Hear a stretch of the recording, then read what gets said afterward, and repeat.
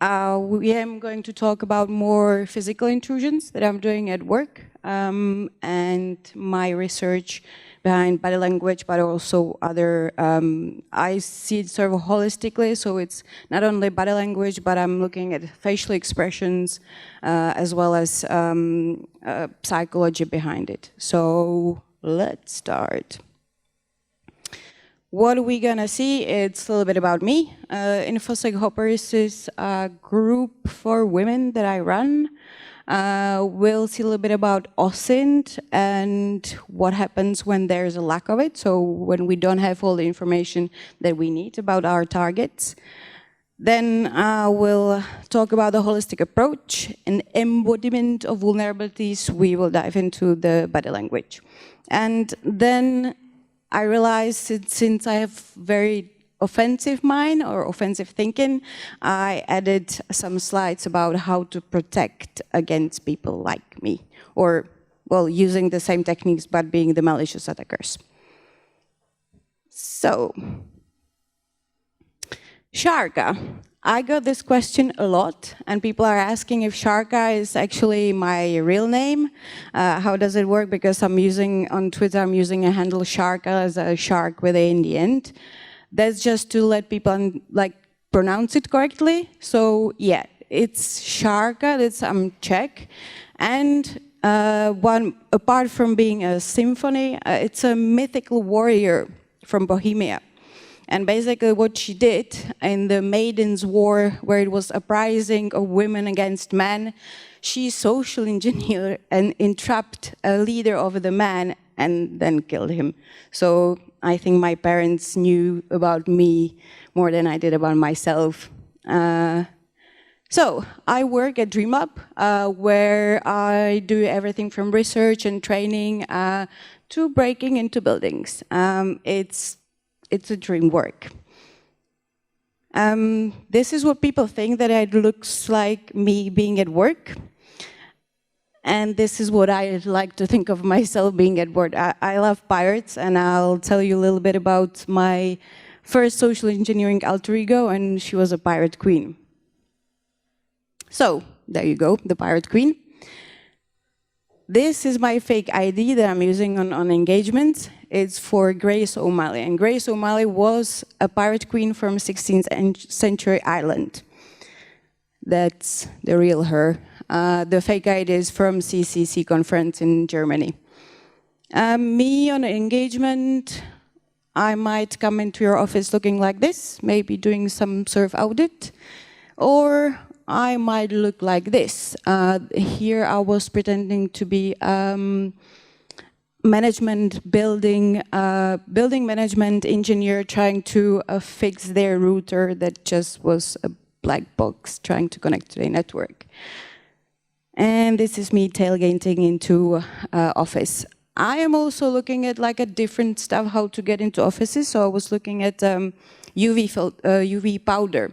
So it's a powder that's normally you can't see, but if you shine a light on it, you can see the powder. So my idea was if I will put it on a pin pad, maybe then leave it there and come back and to see the pins that they were using. Well, I forgot the brush, so I used my own makeup brush, and this is how I looked afterwards. So actually, just a note, it didn't work. I found out later that it's better to use a marker. So use a UV marker, and that's how I got into a couple offices. So I'm also involved in community, so I'm ambassador for B-Sides Cairo in Egypt, as well as B-Sides Athens. If anyone's as crazy as me, I am leaving early to actually go give a workshop at B-Sides Athens this Saturday. And I'm also co-founder of a Parisian DevCon group. If anyone is interested to speak, we'll be around, just let me know. This is another group. So InfoSec Hoppers is a group for women I co-created with Saskia Coplans. We are trying to these are actually pictures from our first CTF. As you can see, there are men involved, so it's not one of those groups that doesn't let men to come. We are also doing buddy systems, so we are pairing girls and women to go together to conferences. So, what about OSINT? In ideal world, we would have all the OSINT we need, right? We would know everything about our targets. And ideal job would look something like this. We would get target defined, perhaps a company or even office. We would do our OSINT gathering, all the ishings as I call them, so phishing, vishing, smishing, all the ishings you want. Choose our pretext from the gathered OSINT, and socially engineer all the things. But it's not always like this. So in a case that we don't have all the OSINT, we don't have time, we were not given the time, we need to acquire different skills. So in my case, there was quite a few times where I didn't have all the information. So I need to be more reactive. I need to be able to read people. So for that, I have my holistic approach, as I call it. And the first thing that I think that is really important is to stop thinking, or at least like you. To stop your own behavioral scripts. And what I mean is, you going on an assignment, you should not think like you. You should not assume based on your own life experience how the person that you're trying to maybe manipulate thinks. You should be just using the knowledge that you gathered or research. And I see it a little bit like a virtual machine. So this is your like a main hypervisor. So that's yourself, that's just basic stuff, breathing, drinking. Then you have different VMs.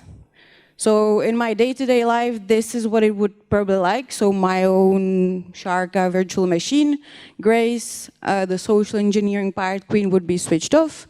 And I have always a sim tool sort of analyzing all the input that I have from my life. But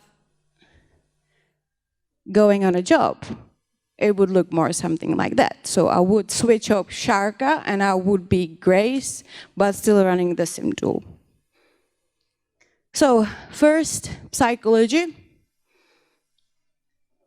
Reality is objective, but our perception of the reality is subjective. So what I mean, right now there is one reality in this room, but everyone, each of you has a different perception of the reality.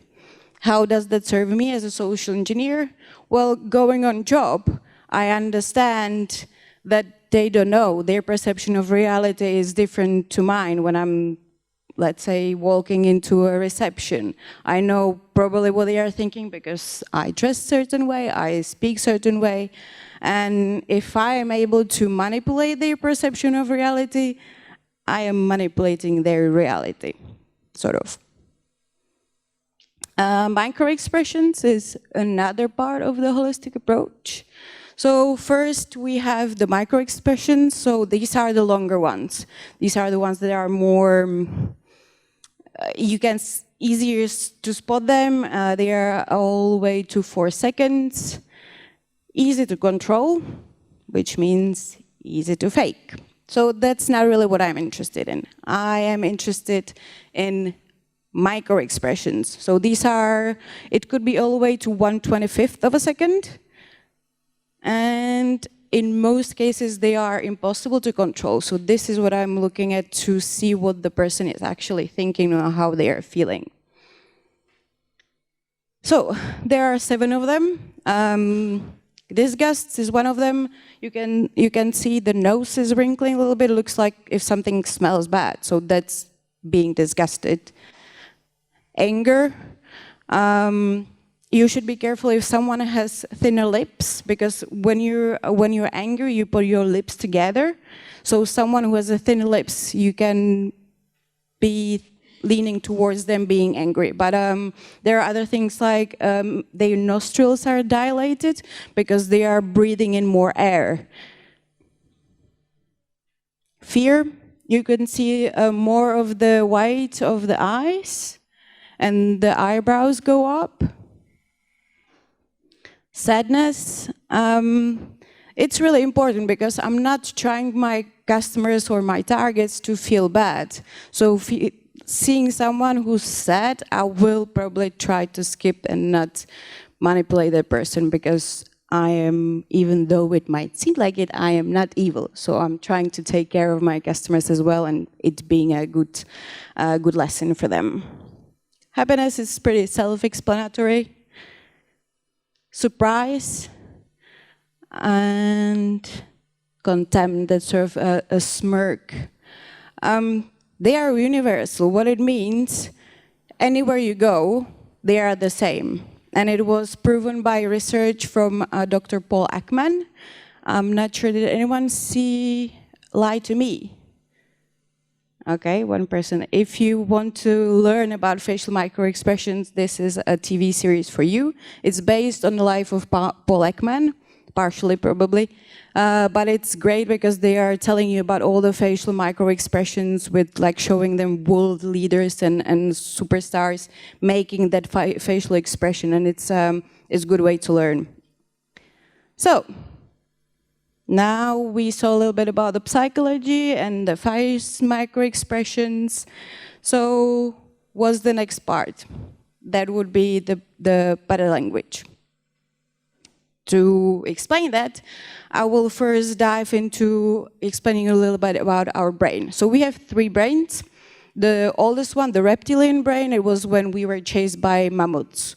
So that's us deciding what we are supposed to do. Well, do we chase it? Do we kill it? What do we do? The limbic brain is the one that sort of does the action, that makes us then do whatever the reptilian brain decided. Neocortex is the latest addition to our brains. It's the thinking one, it's also the lying one. So I'm sort of trying to bypass that and look at the limbic brain. So I'm looking at those reactions. I really like this. So these reactions are fight or flight. I really like the sharks, but this one sort of explains it a little bit better. So we have fight, flight. There is third one that was added only 2002. Do you know what's the third one? If you look at this little man, he's freeze, yes. So fight, flight, or freeze are the 3 reactions of the limbic brain. So what I am looking for, I'm looking for pacifying behaviors. These are when someone is, so people think that looking at the body language, it tells me if someone is lying. That's not really true. I can either see if the person is calm and relaxed or not. And that if they are not calm or relaxed, that means that maybe they are not trusting my pretext. So this is what I'm looking at. Usually men would be touching their neck, so it's to calm their blood flow. Women are usually touching a prenasternal notch here, or maybe a jewelry that they have around here. And it's basically to release the endorphins into your body to calm yourself down. I am also looking for mirroring behaviors. So that's the other way, that's the being calm and liking. Sometimes what I do, I would just talk to them and put my glasses up. And them, even without glasses, they do the same thing, which tells me I'm on a good path. So, where would you look if you're trying to decide the honesty of someone else? Where do you think that what's the most honest part of our body? Eyes? Eyes, everyone agrees? It's actually feet. And from feet up, we are losing honesty. And if you think about it, our face is the most lying part of our body. Because since we were little, your mom tells you, oh, look like you're having fun, that your Aunt Gertrude does 80th birthday, or don't look like this, don't look like that. So we are very controlling over our face, not over our feet. And I'll tell you what are the what you should be looking at the feet, but also different part of body. So let's start with the feet and knee. So the direction of our feet could tell us what's happening. One of my games that I do in the restaurant, I'm looking at couples on dates. And sometimes you know how the date will go. If the girl is with feet towards the exit, you know that's not going to go well for the guy. Clasping, feet clasping, so that's when you're like this. That means that person is sort of ready to leave. So all these things, obviously, yeah, it helps me to manipulate people, break into buildings, but it's also good for you to understand people around you or in business. Leg crossing. So if I would be standing next to you and I would cross my legs like this, what do you think what does it mean? Is it being closed, not wanting to communicate, being nervous, or is it the other way around? I'm closed, I don't want to talk to you. Actually, it's the other way around. Because remember the fight, flight, freeze? If you're in this position, you can't really fight or flight. You're so relaxed that you can cross your legs, that you're just feeling good. But if you're crossing your ankles, that means that you're sort of like, that's the opposite way. That's usually when you're sitting, like that lady there. So walking tells us a lot about. So if you see someone whose the gravity sort of like goes up, the person is very positive and happy. Change in intensity. So you would maybe tell that someone starts clapping their feet, that they're nervous, but you should baseline it. Maybe that's a person who their normal state is just clapping very fast with their feet. So it depends on intensity, and you should have a look at that. So I do have 2 stories. This guy knew everybody. So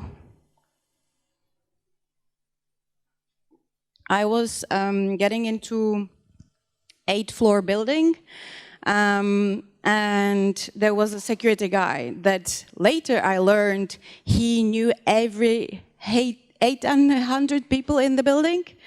And I was getting into a building in the morning. I have my fake vape, so I was gonna go into the vaping, smoking area to talk to people, maybe tailgate, but there was no one. I also had 2 types of badges that I did a little bit of OSINT, but I was not sure which they are using, so I had in each pocket different badge. I got into the lobby, walking just by this guy, and he turns to me and his eyebrows go down like this, means I don't like it, and then surprise. So I knew that he knew that like I don't belong there. And he turns to me and not asking who I am, or he's just, are you visiting? So I know that you don't belong here. And so I was like pretending to look for the badge, and I was looking at his feet, and they were like this. Means I don't want to be here, but I have to talk to you. Obviously, he's one of those really nice security guys who's there usually to help. So, long story short, I breached his personal space, so I stepped towards him, made him more nervous. He was asking me, I told him that you don't remember me, I was here on Friday, lie, but I knew it would make him more uncomfortable. So by the time that he wanted to see the badge, he just wanted me gone. So he didn't really inspect it. And they knew I was coming, so there was lots of times when I'm doing this like social engineering, physical security, and intrusions, people, as well as pen tests, I'm not sure if you have the same experience, but sometimes they take it as a game that they have to win. So sometimes what happens, the person that should be the only person in company that should know, they inform someone else to sort of like win and be good at the pen test. So I came there, and the guy, first thing, I'm gonna be talking about hands in a minute. So he did like this, and then he's like, yeah, can you show me your document? So like pretty much just following the procedure, like no error. But he was talking to me, and his feet were like, he was pretty much like this. I'm like, so is he scared of me? Like, look at me, I'm small, blonde, like there is nothing to be worried about unless you know. So, and then he was actually gonna go in an office, and the door was wedged, and he took out the wedge and closed the door. I'm like, yes, that guy knew. So torso, and so this part of body, leaning towards or away, that's another way how to understand if the person likes you or not, or trusts you or not. Crossing the arms, so in case of arms, you're actually protecting your body, you're protecting your vital organs, so that is defensive. It's not like the crossed legs. I was talking about when you're angry, your nostrils are dilated, so it's same with chest. When the chest is getting bigger, the person is in stress. They're oxygenating more to either fight or flight. Again, it's going back to this. Personal space, that's also cultural, so sometimes in different culture people are closer sometimes, so that you have to understand how the personal space is in your target's organization or how the culture is like. Raising shoulders, it's a little bit like sometimes they are not sure, so if someone is unknowingly talking to you, raising the shoulders a little bit, it could be a sign that they are not trusting you so much. Receptionist who was afraid. So I got into this company that had completely new building. They wanted to test it. I did tailgate through 7 RFID readers. I found a way through a parking lot. Then I was waiting for doors. What I do, if it's women, I'm pretending to be sort of like crying on a phone with lots of stuff in my hands, and I'm like, don't call me, I told you we broke up, and like, I just can't take anymore. And she feels bad for me, and she lets me in. When it's a guy, I'm always like, I told you not to put the socks there, who's supposed to clean it all the time? So he's like, oh, that's a bitch, like, just let her go. So I went all the way to the reception, and I found a vacant meeting room. I set up my stuff. I connected to the Ethernet port, start scanning the company, and then the receptionist came. She's like, who are you? I'm like, Grace O'Malley, I'm an auditor. She's like, oh, I'm really sorry, I'm just replacement. So she was sort of like really scared. And I will continue the story with later. So arms. Arms withdrawal, so that means that they feel in danger. You could see it when someone, I don't know if someone ever got punched, but that's usually like someone is withdrawing the arms to sort of punch you, so that they're feeling in danger. Then try to look as natural on an engagement. So someone who's sort of like afraid and freezes. I read that security guards in shopping malls, that's how they know most of the shoplifters, because they're usually very trying to look like they don't belong there, and that's how they spot them. Arms akimbo, it's this. So this one. So that's sort of like a territorial, they are actually, I think it was one of the tips for speakers, if you're feeling unsure, that before the speaking, you're meant to do the arm akimbo to like sort of feel a little bit better. Tattoos. There's a story with tattoos with Simpsons. So I got into office where I was not supposed to be. I was still trying to connect to the network, and I couldn't find any Ethernet ports. And there was this guy who was sort of like just in corner, who would not talk to me. And I need a way in. I need a way somehow to talk to him. So my favorite pretext is to do asset ID audit. That makes me talk to everyone and get to know them a little bit and makes others think that I belong. So I came to him and I said, that's what I'm doing, and he still would not talk to me. He was just on his computer. Then I saw he had on his arm the Simpsons tattoo. I think it was Bart. And I'm like, what's your name? He's like, Simpson. And I'm like, oh, that's really funny. And we like struck a conversation about Simpsons. And then and I'm like, I need to connect to network. And he's like, yeah, I don't think there is anything. I'm like, do you have printer? Yes. So I got there through their printer at work. So hands and fingers. Keep your hands visible. It's if someone keeps their hands inside, it looks like they don't know what you're doing with your hands. So if you keep your hands outside, you're more open and you're less threatening. Nervous hand, so sends important message. Again, that means that the person is perhaps stressed, and that means that perhaps they're not trusting what is it that you're telling them. Steepling, so that's what Barnes is doing. That's what, remember the guy that I was telling you about, that he knew that I was coming? That was the brief before asking me all the questions. He did like, what do we have here? So the guy already knew that I was coming, and that was a sign for me. Yeah, I was talking for touching neck, so that's part of the pacifying behaviors. And thumbs.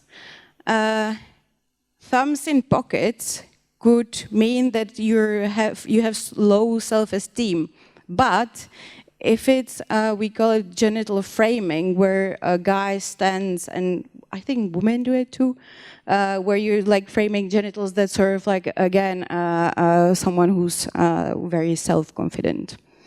Yeah, and that was the story. So I remember I was saying that I will finish the story about the receptionist. So one of the things as well with the torso, sometimes they will try put things in between if they don't trust you. And where she was so afraid, she was starting like grabbing stuff on a table and just putting it between us because she was just so scared. And I was like, well, I'm doing the audit and I need the all access pass, like otherwise I'm going to talk to my manager. And she's like, who's your manager? And I knew from LinkedIn that he's somewhere in London, and this was not in London. And I'm like, this guy. She's like, oh yeah, he's here. Did you talk to him? I'm like, yes, I did. And I'm like, but I still need that pass. And she was so scared, she didn't know what to do. Well, she gave me the pass. So from what we were saying, can you guess a little bit what the same guy is doing in the different pictures? So we said hands in a pocket and the smirk on his face. This guy is more confident and genuine, although I would agree, and I'm not sure if I'm seeing it right, the smile looks a little bit fake. That guy seems a little insecure. Then again, the genital framing, arrogant, yeah, that could be it. But the open feet is just someone who is not nervous, who's probably self-confident. I would not say necessarily ignorant. This guy, again, I'm not sure if I closed mind. Not sure the feed looks the same. So I took it from internet and I don't completely agree with everything. Wants to leave, yeah, maybe the 1 foot away. So cognitive dissonance, what does it mean? It's when your body is not in sync with your mind. So we can use this as a social engineers to if you make the person move in a certain way, their internal feeling is following their body. So what I'm doing, perhaps when it's receptionist, I come to talk to her and I first look down on her table, so she looks what's there and she looks up. So she already does this sort of movement of yes, and then I'm using other psychology where you are, it's like a Christmas tree, so you're like lighting up sort of certain schema in their brain. So I'm using certain words that will sort of make her think in a certain way that in the end she's gonna give me what I need or what I want. So let's get defensive. So do we have people that need to get protected against social engineers? I'm hoping, yeah, no one? No one needs to be protected? Okay, okay. Can you give me your business cards afterwards? I'm gonna come give you a visit. Okay, so I think it's really important to count with people in your networks. We are saying they are the 8th layer of OSI, but I don't completely agree. I think they are the -1 to 8, and we are the ones we are the architects of those networks. We are the ones putting in the cables. Humans are the ones configuring the networks. We are the ones building the applications, and we are the ones using them. So we need to count with the humans in our network. They just need to be just another asset. We are often saying that humans are the weakest link, but I don't agree. What does it really mean? It's just the level of access, because a human asset and your server, probably the human asset has more access. So that's why they're being targeted, not because they are stupid. This is IBM X-Force Threat Intelligence report that says the most relentless threat are insider threats, like inadvertent, it's insiders. But what does it really mean? They are just the people that are making sort of silly mistakes. And that's something that we can fight with. We can fight it with awareness sessions. We are the ones looking at our human assets, so we should know about these guys. Company culture. So, as I said, no more humans are the weakest links, and it's a culture that you need to build inside your own company. We should stop telling them that they are stupid. We should start telling them that they are actually really important.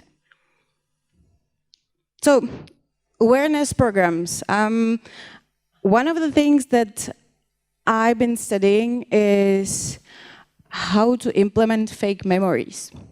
And it's really interesting. It's almost stupid easy if you have some times and some other conditions. But what it also made me look at is how we create memories, the memories that last. It's the neurons and the information that we are firing, and then we are creating more memories that are staying that way. So what it means. Awareness program that works. So why we are keep telling them our people more and more ways how it's possible to hack them? Why aren't we telling them this is what you're supposed to do? This is your work. This is how it looks like.